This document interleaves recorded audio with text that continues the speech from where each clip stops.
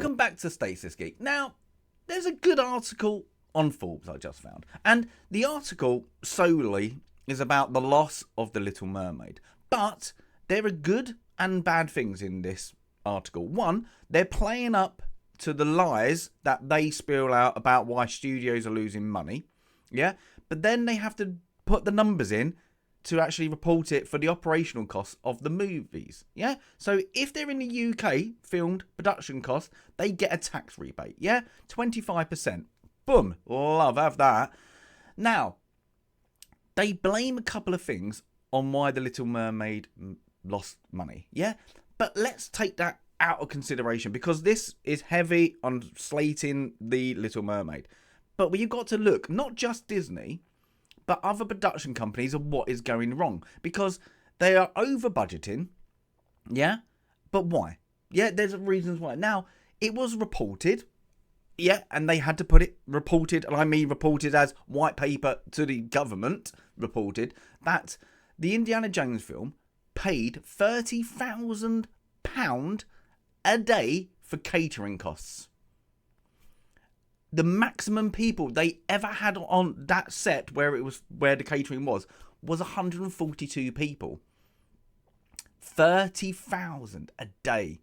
So who's not negotiating? Is it these, you've got to get subcontractors, third parties. They hear the word Disney. They're idiots. We're going to quadruple our costs. I need a pencil. That pencil was normally £1. For you, it's a tenner. And they go, yeah, I have the pencil, please. So there is something going on. It's either those, you're going to get the subcontractors and the third parties taking the mickey, or there's something else going on inside the studios. And I mean, they're inflating their own cost to get money back. Now, you're going to have to read into that because there's no evidence either way. We can just say what is reported, operational cost to get these tax rebates. But what is interesting about this article is their play to the studio. Yeah? And they constantly do it. Is their first blame on the rising costs. Now, was supposed to be 200 million, went to 250. Yeah? Then it escalated to this report just shy of 300 million. And their blame is the pandemic. Now, I understand your costs would slightly increase, but if you stop filming, what costs have you got? You're going to have some over budgeting costs on what you might have to redo some production areas, studio costs. Well, they're going to be probably included already in the budget for that time. So I don't get how you can say you lost. Let's be nice to him. Let's call it 70 million. Yeah, let's be nice. For 2 months, it was delayed for 2 months. That was it. So what costs are going on there? So that sounds a bit iffy. The blaming is iffy. You're just blaming. But then they come up, yeah, and there's two good things about this. They blame the bad box office tickets for The Little Mermaid on the review bombing. Now I'm like, okay, I'm going to use my logic head here. Is most people use their own brain. They don't take what they see, from people going, oh my God, it's amazing, or oh my God, it's crap, face value. If you want to go and see something because it looks good to you, you're going to go and see it. You're not going to be swayed either way. You shouldn't be anyway. But, so that is absolutely diabolically face-written lies, because it isn't there. That would be a small percentage, but it isn't going to be your main audience. Now, if you take just The Little Mermaid, and because this is an article about it, was it needed? I think most people would agree it wasn't needed in live action. These Disney live action is when you have a great animated, they don't live up, do they? Because it's not new. It's like, oh, you're just breaking my heart because I love that and you're doing that. Even if it was good, Beauty and the Beast was quite a good live remake. Aladdin, I didn't mind it. It's not great, but it's okay. So when they do these hash live actions, they need to sort out that marketing, because the marketing for this was bad. Yeah, just going to go off that. It wasn't great. They pumped a lot of money onto this. I mean, a lot than I've ever seen before, you know. So if you go just by the overcosting, now it did terrible in overseas. You know, it was estimated, I think it was like, let's go for 100 million. Yeah, let's be nice to them. And then it got 60. Yeah, a few million either side. But let's do that. Where the other ones were like, you know, they were like 90 hitting over 100, like Aladdin, you know, overseas. So this is like, it dropped way short of its estimation. But it ended up, this one, of 569 million. Now, you would have to go, oh, 569 million. You know, that's box office. There's your profit, yeah? You think about the live action Lion King, 1.7 billion, and Aladdin was $1 billion. Yeah? So you could say, oh, well, look, it's in profit. 300 million, still 569 million. You have to take half that cost. That is the simplest way you can do it, yeah? And they've done it here. They said, well, they take half the cost. Now, half the cost isn't across the like every country. China take more. They don't take 50%. They're more like 70%.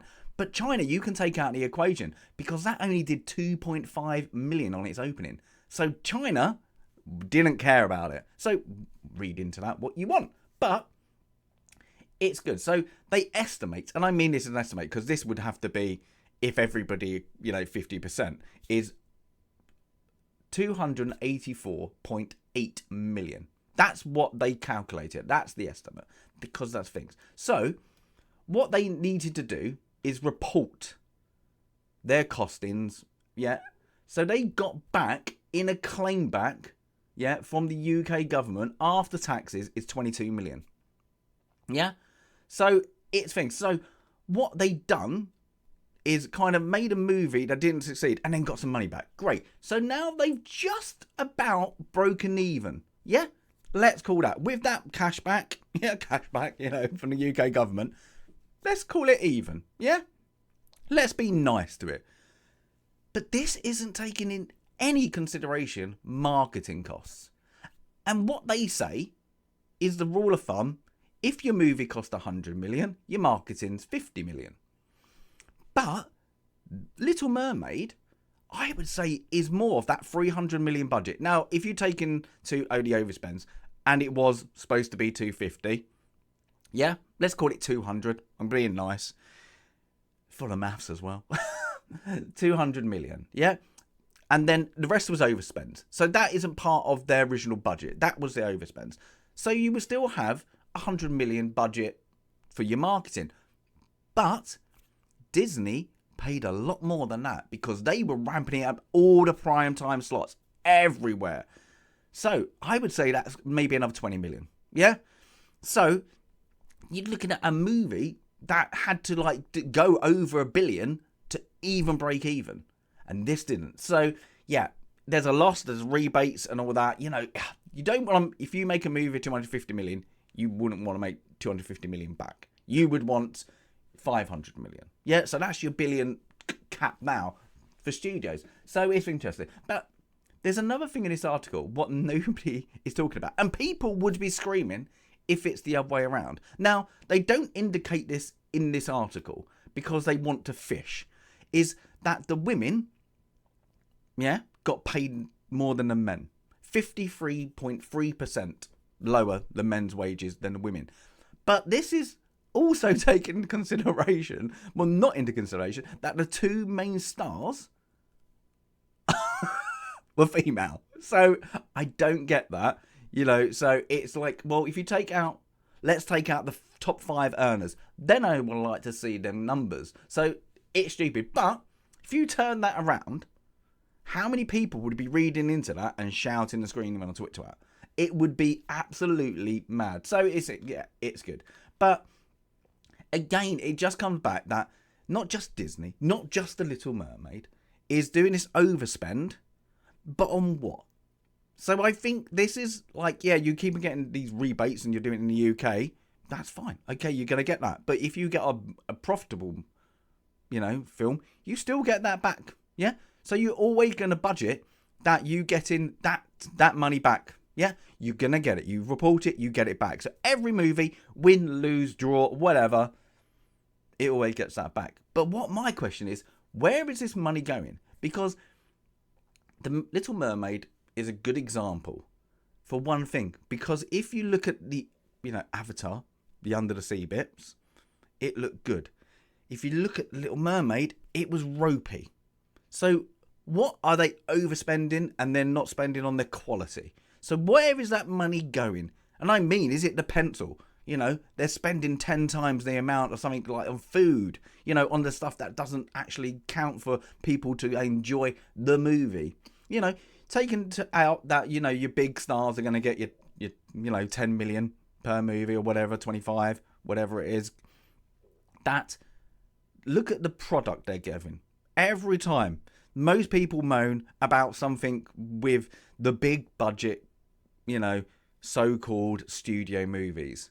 Because they're just looking ropey. They're not looking as good as they did, 10, 15 years ago even. But the advancement of technology has gone up. Normally when you have that, it gets cheaper. Yeah, because it's easier. So I don't get what they're spending their money on. Or they've got somebody who's just literally got a pen and signs off everything. You want that? I'll sign it off. Now, we know they lose money. You will have a producer, a director, come in and go, I don't like the colour of all that uniform. Well, this is the third time you've changed it. I want to go back to blue. What kind of blue? Aqua blue, please. I didn't actually like that aqua blue. Can we do navy? Yeah, here you go again. And they will waste money. They're known in the industry for doing that thing. But it's not that expensive to do that. It's just your time wasting on wages. And the wages are still quite low. Work hard, long hours, still low for the production staff. So you got to look at the top end executives, because that's where the bulk of the money is going to go. Yeah. So what are they spending that on? I had to go and, be on set and I had to stay in a 5-star luxury suite that cost £10,000 a night. Sign off. Well, you could have rented something else. It's a bit bizarre how they're doing it, but it's interesting. Not just because it lost money, because anybody can go, look, they lost money. It's more interesting why. We have to read into why are they losing money. This, I like the, they have to report it because they can't really lie. Even though they will, it's the best. It did amazing. And you can just go, you had to report that to get your tax. So 6 months later, it's less than 6 months, isn't it? After it gets released, we find out the actual numbers of the truth for operational costs. So it will be interesting. Like, I think if most people would like, these studios, just to be honest, it cost this amount, we made that amount, but then we had to put that into marketing. Yeah. And then you should know, it should have a breakdown. Do it. Be a bit more honest. The people go, okay, that's it. But to blame it on that, and that reason, and it's just like, well, what you're doing is your marketing's not very good. The program, TV, or film doesn't look very good, and you're making stuff that nobody really cares about. Yeah, so bring it back, get some good writers in, I would say, to get that development slick. You need to do that, rain down the operational cost. So yeah, it's a good one. This isn't just the news. This is just the Little Mermaid. There's so many they've done financial, but it was just interesting, this one, with the full breakdown of how they make it out. But yeah, give us your comment if you can figure out a way to how they would save money, or what are they doing with the overspend. But yeah, and give us a like if you want to like. As always, Stasis Geek out.